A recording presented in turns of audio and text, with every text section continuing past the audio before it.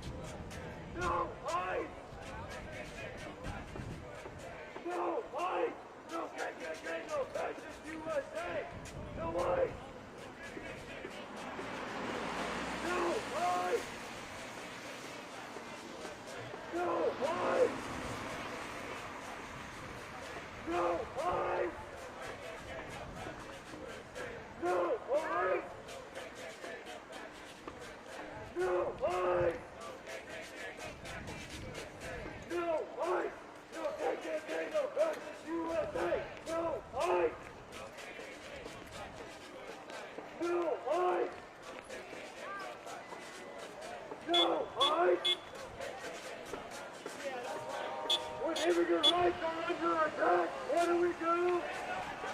When immigrant rights are under attack, what do we do?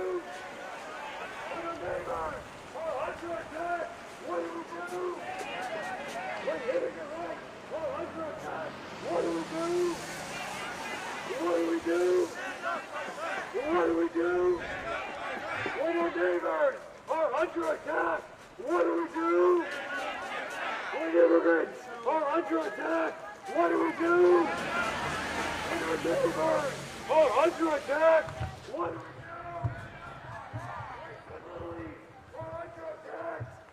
do? When our neighbors are under attack, what do we do? When immigrants are under attack, what do we do? When our neighbors are under attack, what do we do? When Somalis are under attack, what do we do? What do we do? What do we do? Yeah, let's clean this out here. Why don't you just go back to work?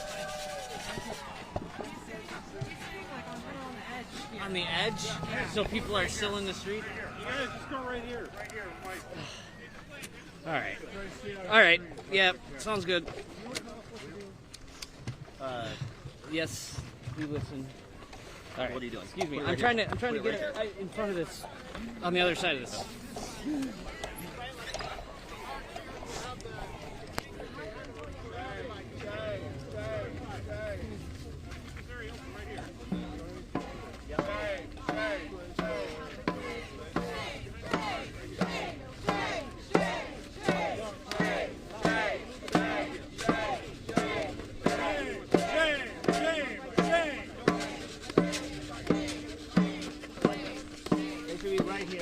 Background. Right here? Yep. Yep. Right here? Then when the Swedish airline is behind you. All right? All right. Like this? Yep. Wait 1 sec, Jeff, or just say, like, we'll start. We'll start in just 1 minute. Yeah, you're back. Signs are good. Signs are good.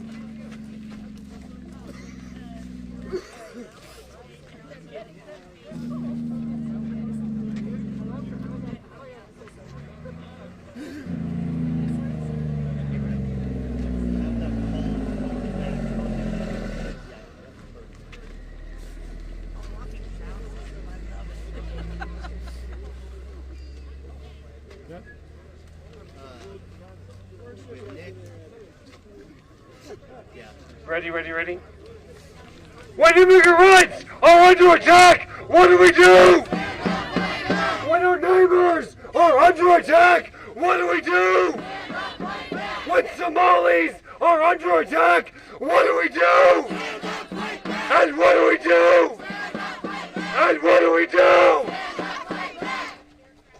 Thank you all for coming today. My name is Jeff Paquette. I'm the internal organizing director of the mighty and scrappy Unite Here Local 17. Woo! The labor movement is proud to be here today with members of our communities to fight for immigrant workers' rights.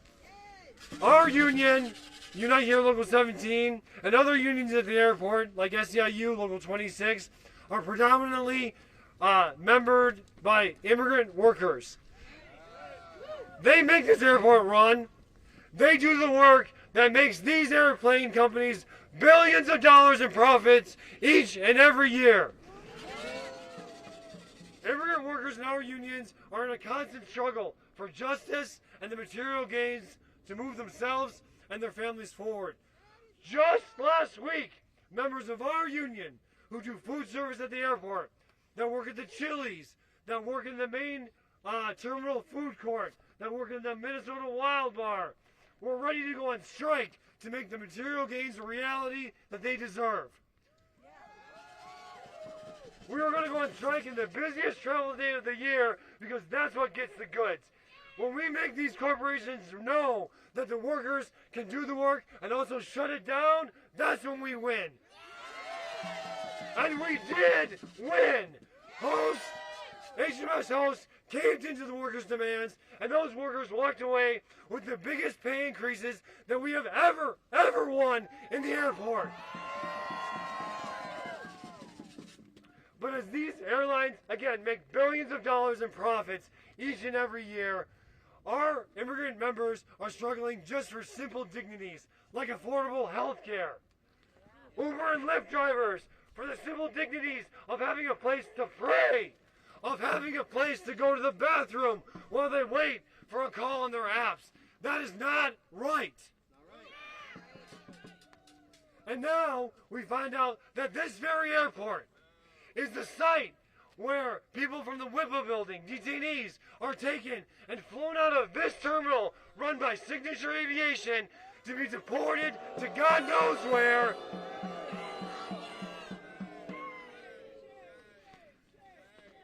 Shame, shame, shame!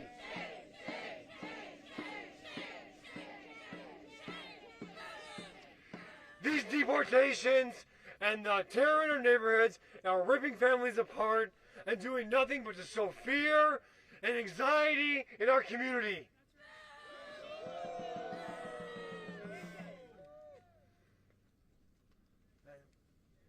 And we gotta demand better. We gotta demand better from our local government leaders. We gotta demand better from MAC, who runs the airport, who knows that these deportation flights are taking place. We gotta demand better from Trump, that fascist president. We gotta demand better and tear down the entire awful ICE machine that is wreaking terror in our neighborhoods and our cities. Now, to hear a little bit more about this, we have someone from 5051 that's going to speak.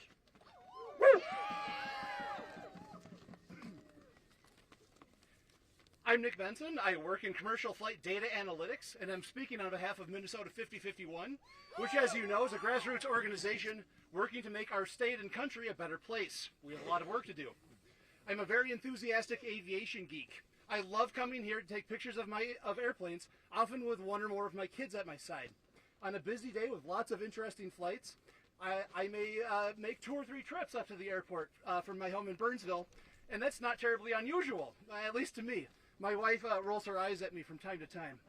This spring, I noticed the regular Wednesday morning deportation flight wasn't showing up on the schedule. They'd been happening here for years, but truthfully, I didn't pay much attention to them. Beyond a chance to catch an oddball charter airline, they were just part of the regular rhythm, heartbeat of the airport here. But like I said, it was unusual. They weren't on the day's schedule. And since looking at flight schedules is my job, I started digging, and I discovered 2 things. First, many of the deportation flights had begun operating with a special call sign. And second, most of the deportation fleet had been added to the FAA's privacy list, which hides them from trackers like Flight Aware and Flight Radar 24. Since the federal government decided they didn't want me to see these flights, naturally I felt a compulsion to take a closer look. After noticing an inbound flight on a crowdsourced flight tracker, I'd go to one of my favorite spots, the top of the parking deck over there, and I'd watch. An airplane operated by a charter airline like Global Crossing or Eastern Air Express, which are usually here to carry college athletic teams around, or Denver Air Connection, which does public flights out of MSP, would pull into the ramp here at Signature Aviation right behind us. We're tucked behind Terminal 1 and Terminal 2. ICE agents would disembark from the airplane and unload bags of shackles from the cargo hold. Even from a distance, this was gut-wrenching. Seeing the chains that would soon be confining my neighbors, binding their hands together at their waist and then down between their ankles.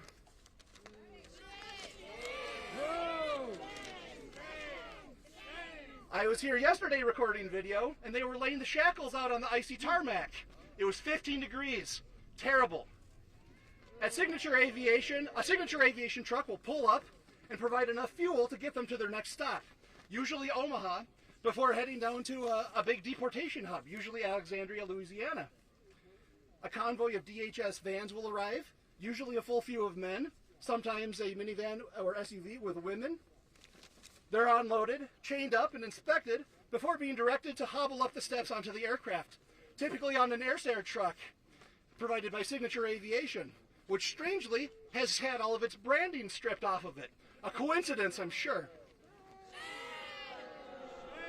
The flight then departs, and hopefully they don't experience any mechanical issues, because if they lose cabin pressure, the air oxygen max will drop down in front of the people, the passengers, but since their hands are chained at their waist, they won't be able to put them on. If they need to evacuate on the ground, good luck to them. Reporting from ProPublica, reporters of, flight attendants have been told to abandon their passengers, leaving them on the plane to fend for themselves while they're chained at their feet. ICE's practices, abandoning the long-standing enforcement norms, are so out of hand that the Supreme Court, packed by the president, had to intervene, reminding DHS that due process is a right to everyone on U.S. soil, not just citizens, and reminding them further that the Constitution, much of it, is here to protect us, the people, from them, the government. Companies like Global Crossing, Eastern Air Express, Denver Air Connection, and Signature Air Aviation are shamefully profiting from the number, as the number of flights balloon here, they're shamefully profiting off of this industry, shipping our neighbors down to mega hubs like Alexandria, Louisiana. And the government is going out of its way to reduce transparency. This isn't someone else's problem. This isn't happening somewhere else. It's time for all of us here, regular people and bureaucrats alike, to start looking for peaceful, safe, legal, and creative ways to slow this down until it stops. Thank you. Thank you so much. Now, to hear more about why this is so important, we're going to hear from George, a retired janitor and SEIU member. Hello, my name is George Mullins, and I am a retired janitor member of SEIU Local 26. Yeah. Louder. I am out here today in the cold because I am outraged at what's happening to at our airport. It is outrageous that our neighbors are being put in chains and being taken away at our award-winning airport. We know that many of our neighbors are taken from here at MSP to detention centers in the South, where they are far from legal help, their families, advocates, and community. I have had the unique experience of actually going to such detention centers in Louisiana, and I want to tell you what I learned there. This summer, around 500 SEIU members from around the country bused into New Orleans, Louisiana. When we then got on more buses and traveled hours from New Orleans to a remote location to hold demonstrations outside of ICE detention centers. These detention centers are in tiny rural areas far from big cities.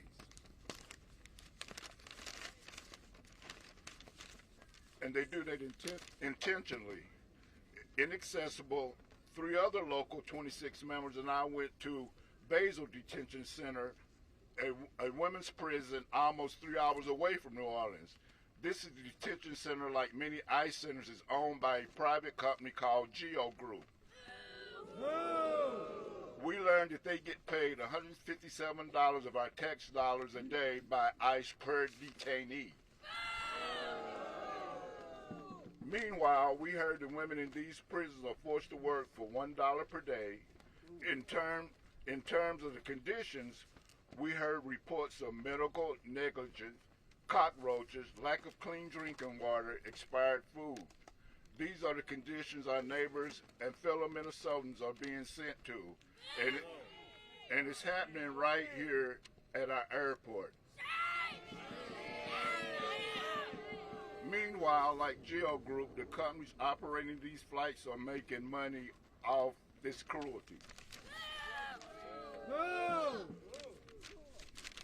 As we sit and watch Trump's cruel mass deportation on our TV's phones, mass strangers pulling up and violently snatching people off the street, I'm reminded of being a young black kid in Tennessee during the Civil Rights Movement. Just like back then, we cannot let fear and hatred win. I am here today because one of the bright spots of our experience in Louisiana was seeing detained women reaction to us showing up where no one comes. They waved like crazy the whole time. We got to show them that we are not alone. We see them and we are with them. Today, we do the same thing. To our neighbors who are being put on these planes and chains, likely with no idea where they are going, being taken, we see you. Thanks so much, George. Join me in sending a simple message to Geo Group and the rest of these corporate goons that are profiting from the terror in our neighborhoods. Shame! Shame! Shame! Shame!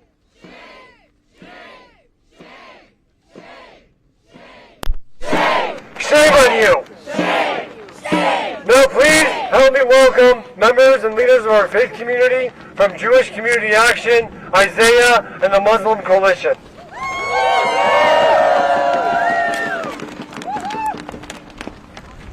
Oh, right here, Jeff, other side. Thank you so much.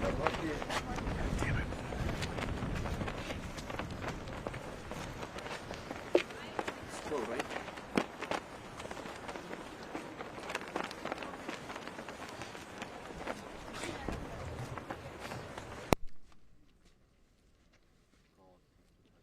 Sorry for that.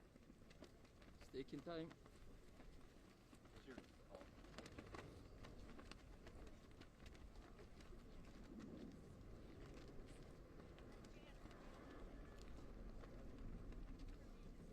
My name is Yusuf Abdullah.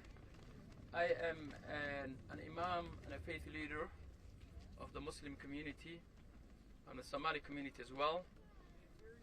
And my name is Yusuf Abdullah.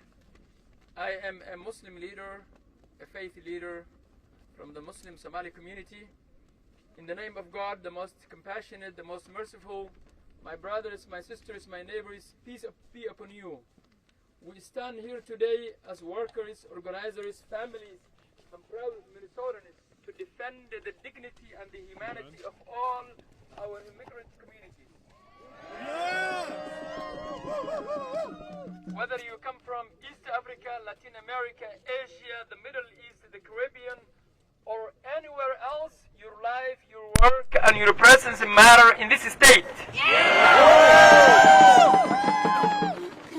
Over the past weeks, we have seen increased hateful rhetoric and aggressive actions targeting immigrants, especially and specifically Somalis. Not to enforce the safety, not to uphold justice, not to divide us, but to divide us and distract from real problems facing working people, rising costs, struggling families, and leadership failures.